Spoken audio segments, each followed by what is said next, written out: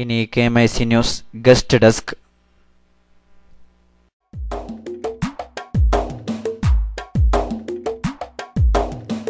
ഇരുളിൻ പുക നീക്കിടാ, കരളിൽ ഹിമപൂച്ചൂടാ, നേരിൻ തിരിനാളമിടാ, പാലിൽ ചിരിത്താരുതിരാ, കൈരളിയിൽ ഹൈറുടരാ, ശൈലങ്ങളിലും വിതറാം, തളിരിൻ ചെടി വിത്തുകളാൽ ഹരിതം. KMIC ന്യൂസ് ഗസ്റ്റ് ഡെസ്കിൽ അഖിലേന്ത്യാ Sunni Jamiyyathul Ulama secretary general Kanthapuram AP Aboobacker Musliyar നമ്മോടൊപ്പം ചേരുന്നു. അസ്സലാമു അലൈക്കും വറഹ്മത്തുള്ളാഹി വബറകാതുഹു. വഅലൈക്കും അസ്സലാം വറഹ്മത്തുള്ളാഹി വബറകാതുഹു. ബഹുമാനപ്പെട്ട കാന്തപുരം ഉസ്താദിന് KMIC ന്യൂസ് ഗസ്റ്റ് ഡെസ്കിലേക്ക് സ്വാഗതം. ആദ്യമായി മർക്കസുമായി ബന്ധപ്പെട്ട് 2-3 ചോദ്യങ്ങൾ അങ്ങേക്ക് മുമ്പിലേക്ക് വെക്കുന്നു. 35 വർഷം മുമ്പ് ലോക പണ്ഡിതരിൽ പ്രമുഖരായ സയ്യിദ് അലവി മാലിക്കി മക്ക കോഴിക്കോട് വരികയും സയ്യിദ് മുഹമ്മദ് അലവി മാലിക്കി മക്ക കോഴിക്കോട് വരികയും മർഹൂം EK അബൂബക്കർ മുസ്ലിയാർ, EK ഹസൻ മുസ്ലിയാർ, സയ്യിദ് അവൈലത്ത് തങ്ങൾ, ഫസൽ തങ്ങൾ തുടങ്ങി നിരവധി മഹാന്മാരുടെ സാന്നിധ്യത്തിൽ ആരംഭിക്കുകയും ചെയ്ത മർക്കസ് സഖാഫത്ത് സുന്നിയ ഇന്ന് ലോകത്തോളം വളർന്നിരിക്കുന്നു. 35-ാം വാർഷികം ആഘോഷിക്കുകയാണ്. ഈ 35 വർഷത്തിനിടയിൽ ഉസ്താദിന് ഏറ്റവും ഓർമ്മ വരുന്ന സംഭവം ഏതാണ്?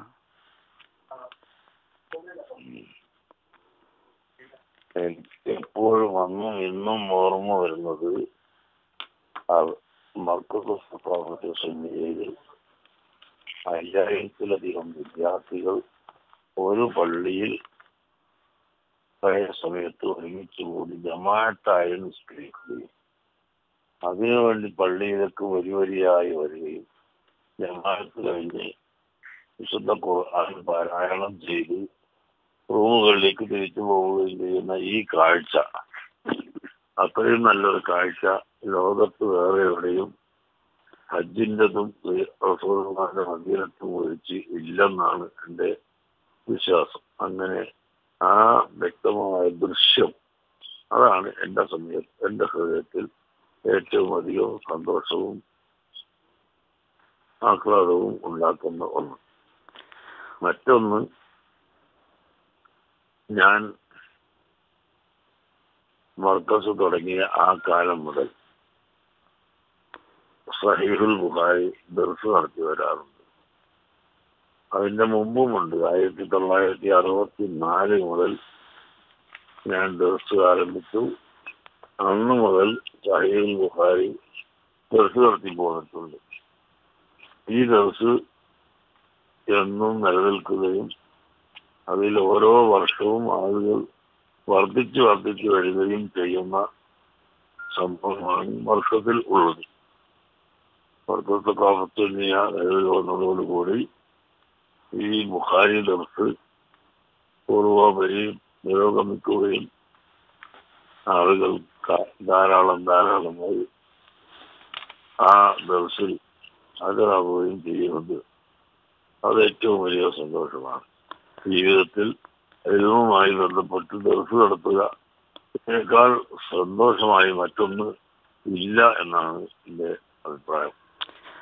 35 വർഷം മുമ്പ് സ്ഥാപനങ്ങളോ സൗകര്യങ്ങളോ ഇല്ലാത്ത ഒരു കാലഘട്ടത്തിൽ, കൃത്യമായി പറഞ്ഞാൽ മർക്കസിന്റെ വരവിന് മുമ്പ്, കേരള മുസ്ലിങ്ങളുടെ വിദ്യാഭ്യാസ, മത, സാമൂഹിക സ്ഥിതി എന്തായിരുന്നു? അതിനു മുമ്പ്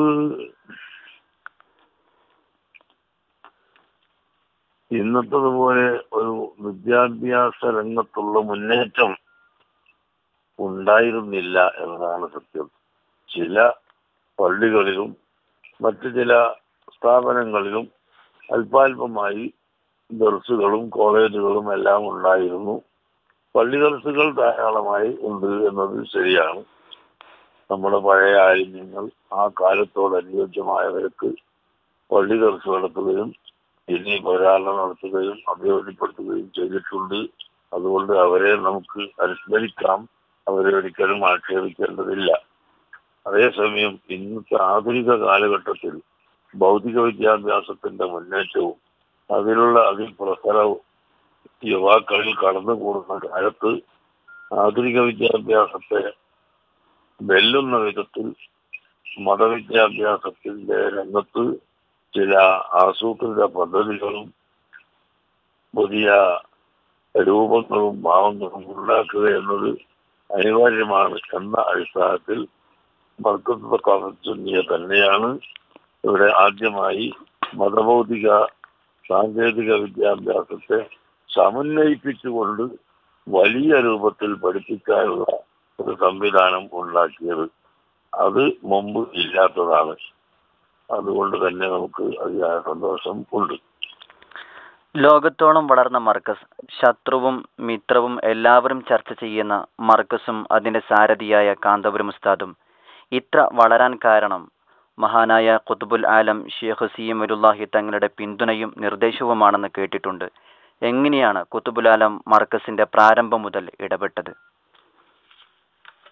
ഷെയ്ഖ് മുഹമ്മദ് അബൂബക്കർ മഴവൂരി ഖദ്ദസല്ലാഹു സിർറഹു സി.എം. വലിയുള്ളാഹി എന്ന പേരിൽ പ്രസിദ്ധരായ മഹാനവറുകൾ എന്റെ ചെറുപ്പകാലം മുതൽക്ക് ഞാനും അദ്ദേഹവുമായി ബന്ധമുണ്ട്.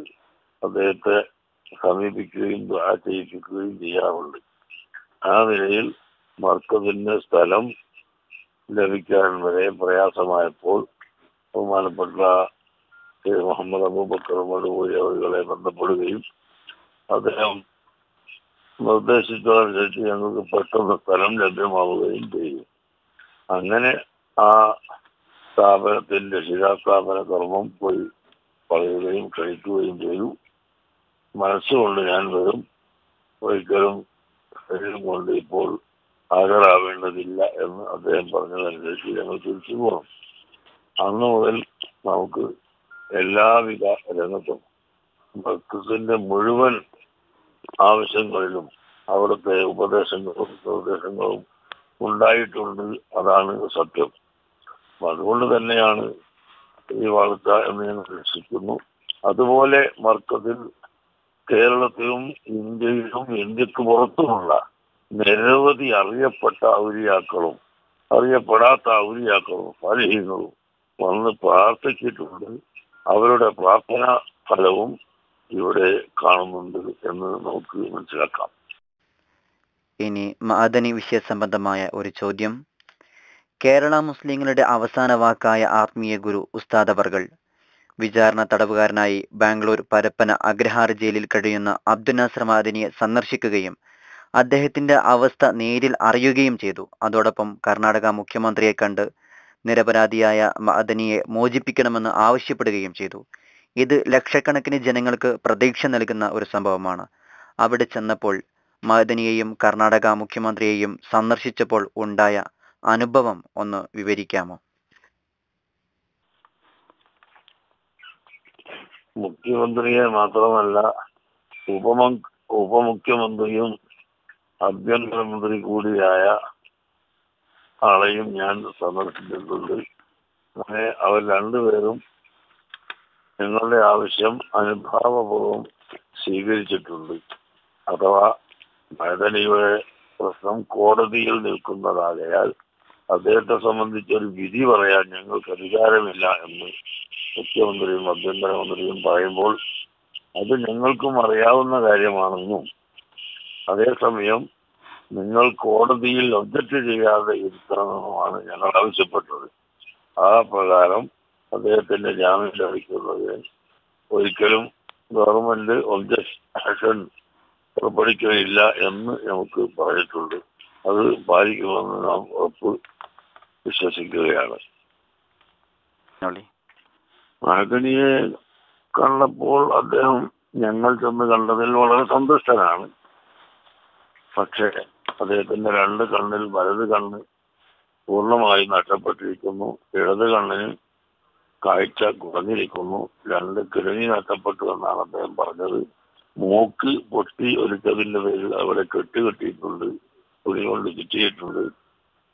വളരെയധികം അംശനായ നിലയിലാണ് അദ്ദേഹത്തിന്റെ സ്ഥിതി ഉള്ളത്. പിന്നെ മാതാപിതാക്കളാവട്ടെ 90 വയസ്സോളം എത്തിയവരാണ്. അവരും വലിയ അവശതയിലാണ്. ഭാര്യയും കുട്ടികളും അദ്ദേഹത്തെ കാണാത്തതിലുള്ള വിഷമം അങ്ങനെയും ഉണ്ട്. ആ നിലയിൽ അദ്ദേഹം വളരെയധികം മാനസികമായും ശാരീരികമായും ക്ഷയിച്ചു പോയിട്ടുണ്ട്. ശബ്ദം പോലും ശരിക്ക് ഇല്ലാത്ത ഒരവസ്ഥയാണ് അദ്ദേഹത്തിന് ഉള്ളത്. അതുകൊണ്ടാണ് ഞങ്ങൾ മാനുഷിക മൂല്യം എന്ന നിലക്ക്, അതിനെ സംരക്ഷിക്കുക എന്ന നിലക്ക് അദ്ദേഹത്തെ മോചിപ്പിക്കണം. കുറ്റക്കാരനാണെങ്കിൽ പിന്നീട് ശിക്ഷിക്കാം. കുറ്റക്കാരനല്ലെന്ന് കണ്ടാൽ ശിക്ഷിക്കാതിരിക്കുകയും ചെയ്യാം. കോയമ്പത്തൂർ ജയിലിൽ 9 മാസക്കാലത്തോളം കിടന്നിട്ട് അവസാനം അദ്ദേഹം കുറ്റക്കാരനല്ലെന്നാണല്ലോ കോടതിയുടെ വിധി ഉണ്ടായിരുന്നത്. അതുപ്രകാരം ഉണ്ടെങ്കിൽ അദ്ദേഹത്തെ ശിക്ഷിക്കാതിരിക്കാം. അല്ല, കുറ്റക്കാരനാണെന്ന് കണ്ടാൽ ശിക്ഷിക്കുകയും ചെയ്യാം. ഇത് കുറ്റക്കാരനാണെന്ന് സ്ഥിരപ്പെടാതെ തന്നെ അദ്ദേഹത്തെ ശിക്ഷിക്കുകയാണ് ചെയ്യുന്നത്. ഇത് ശരിയല്ലെന്നും അതുകൊണ്ട് അദ്ദേഹത്തെ മോചിപ്പിക്കണമെന്നുമാണ് ഞങ്ങൾ ആവശ്യപ്പെട്ടത്. വീണ്ടും മർക്കസുമായി ബന്ധപ്പെട്ട് മറ്റൊരു ചോദ്യത്തിലേക്ക് കടക്കാം. കേരളത്തിൽ ഒരു സ്ഥാപനത്തിനുമില്ലാത്ത പ്രത്യേകത മർക്കസിനുണ്ട്. പ്രവാചകർ നബി സല്ലല്ലാഹു അലൈഹി വസല്ലമ തങ്ങളുടെ ഷഹർ മുബാറക്ക് ഉസ്താദിന്റെ കരങ്ങളിലാണുള്ളത്, മർക്കസിലാണുള്ളത്. വർഷങ്ങളായി ഷഹർ മുബാറക്കിന്റെ എളിയ സൂക്ഷിപ്പുകാരൻ എന്ന നിലയിൽ ഉസ്താദിന് നേരിട്ടുണ്ടായ അത്ഭുതങ്ങളുടെ അനുഭവങ്ങൾ എന്താണ്? മർക്കസ് അൽഹംദുലില്ലാ മറ്റൊരു സ്ഥാപനത്തിലും ഇല്ലാത്ത നിരവധി പ്രത്യേകതകൾ ഉണ്ട്.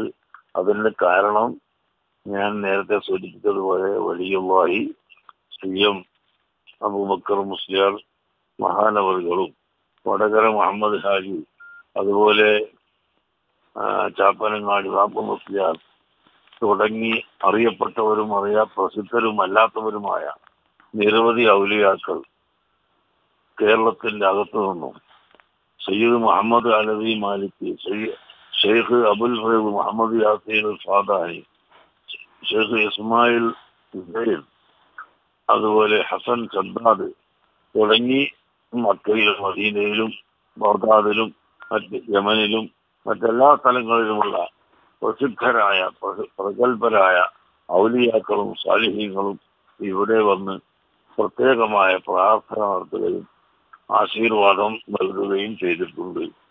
അതാണ് ഈ മർക്കസിന്റെ പ്രധാന വളർച്ചയുടെ കാരണം. എനിക്ക് മടവൂർ CM വലിയുള്ളാഹി തന്നെ പ്രത്യേകമായ നിർദ്ദേശം നൽകിയിട്ടുണ്ട്. മർക്കസ് എന്ന പേരിലല്ലെങ്കിലും നീ ദർശ നടത്തുകയും വളർന്നു പറയുകയും സ്ഥാപനമുണ്ടാക്കുകയും ചെയ്യണം, അതാണ് നിന്റെ സേവനമെന്ന് എന്നോട് അദ്ദേഹം പറഞ്ഞിട്ടുണ്ട്. അങ്ങനെ ആ നിർദ്ദേശം അനുസരിച്ചും മറ്റു മഹാന്മാരുടെ ദുആയും ബർക്കത്തും കൊണ്ട് തന്നെയാണ് ഈ സ്ഥാപനത്തിന് ഇത്രയും വലിയ അഭിവൃദ്ധി ഉണ്ടായിട്ടുള്ളത്. ഇപ്പോഴും അൽഹംദുലില്ലാ അഭിവൃദ്ധി ലഭിച്ചുകൊണ്ടിരിക്കുന്നു. മർക്കസിന്റെ പുതിയ സ്ഥാപന സമുച്ചയങ്ങൾ ഈ മാസം 24-ാം തീയതി പ്രവേശനോദ്ഘാടനം നിർവഹിക്കപ്പെടുന്നു. താജുൽ ഉലമയുടെ നേതൃത്വത്തിൽ 313ഓളം സയ്യിദന്മാരാണ് അതിൽ പങ്കെടുക്കുന്നതെന്നും അറിഞ്ഞു. കേരള മുസ്ലിങ്ങളുടെ ഏറ്റവും വലിയ അഭിലാഷത്തിന്റെ പൂർത്തീകരണമാണ് മർക്കസ് സാധിപ്പിച്ചു തരുന്നത്. ആ മുന്നേറ്റത്തെക്കുറിച്ച് ഞങ്ങളുടെ എല്ലാമായ ഉസ്താദിൽ നിന്ന് തന്നെ നേരിട്ട് കേൾക്കാൻ ഞങ്ങൾ ആഗ്രഹിക്കുന്നു. ഉസ്താദ് വിശദീകരിച്ചാലും. അൽഹംദുലില്ലാ നമുക്ക് മർക്കസ് സഖാഫത്ത് സുന്നിയിൽ തന്നെ 20,000-ഓളം കുട്ടികളും അതുപോലെ കേരളത്തിന്റെ അറ്റം മുതൽ മറ്റേ അറ്റം വരെയും ഇന്ത്യയുടെ വിവിധ സ്ഥാപനങ്ങളിലും പഠിക്കുന്ന ലക്ഷങ്ങളോ നിരവധി ലക്ഷം വിദ്യാർത്ഥികളും വിദ്യാർത്ഥിനികളും ഉണ്ട് എങ്കിൽ പോലും ഉയർന്ന വിദ്യാഭ്യാസം നേടാനും അത് സമ്പാദിക്കാനും ഉള്ള സൗകര്യം നമ്മുടെ കേരളത്തിൽ വളരെ കുറവാണ്. മാത്രമല്ല മറ്റെവിടെയും ഇല്ല.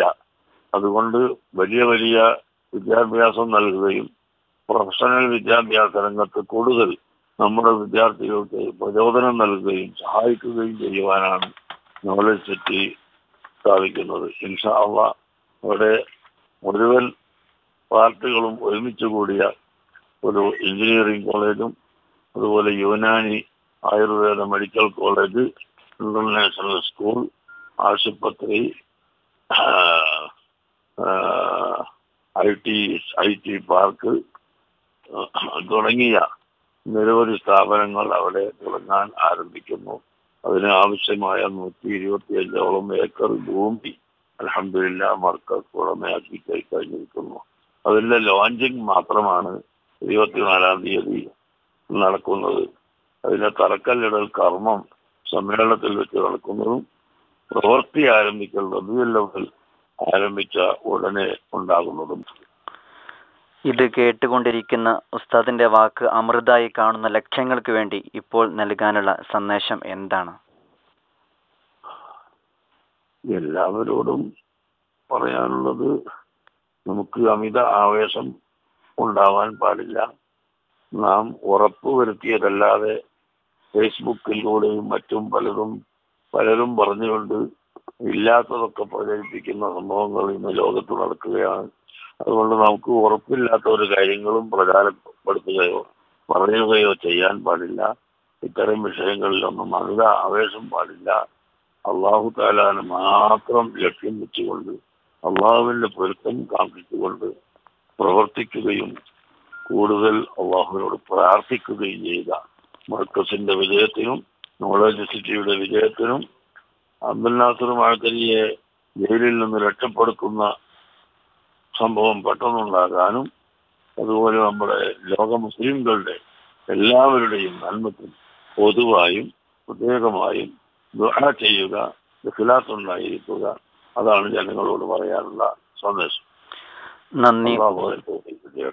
ആമീൻ. നന്ദി ഉസ്താദ് അവർക്ക് വിലപ്പെട്ട സമയം KMIC ന്യൂസ് ഗസ്റ്റ് ഡെസ്കിന് വേണ്ടി കണ്ടെത്തിയതിന് നന്ദി അറിയിക്കുന്നതോടൊപ്പം മർക്കസ് വാർഷിക സമ്മേളനത്തിന്റെ മുഴുവൻ ഓൺലൈൻ സംപ്രേഷണങ്ങളും സമ്മേളന നഗരിയിൽ വിവിധ ടെക്നിക്കൽ പദ്ധതികളും KMIC ഒരുക്കുന്നുവെന്ന സന്തോഷ വാർത്തയും ഉസ്താദ് അവരെ അറിയിക്കുകയാണ്. വലൈക്കും അസ്സലാം. മർക്കസ് മഅദനി നോളജ് സിറ്റി വിഷയത്തിൽ കാന്തപുരം AP അബൂബക്കർ മുസ്ലിയാരുമായുള്ള അഭിമുഖമാണ് നിങ്ങൾ ഇതുവരെ കേട്ടത്. ഇതോടെ ന്യൂസ് ബുള്ളറ്റിൻ സമാപിക്കുന്നു. അടുത്ത ന്യൂസ് ബുള്ളറ്റിൻ നാളെ വൈകിട്ട് ഇന്ത്യൻ സമയം 6:30 കേരള മലബാർ ഇസ്ലാമിക് ക്ലാസ് റൂമിൽ. KMICയിൽ ഇനി മലപ്പുറത്തു നിന്നും പ്രഗത്ഭ പണ്ഡിതർ അണിനിരക്കുന്ന മർക്കസ് സമ്മേളന സന്ദേശയാത്രയുടെ സമാപന സമ്മേളനം തത്സമയം ശ്രവിക്കാം. അസ്സലാമു അലൈക്കും വറഹ്മത്തുള്ളാഹി വബറകാതുഹു.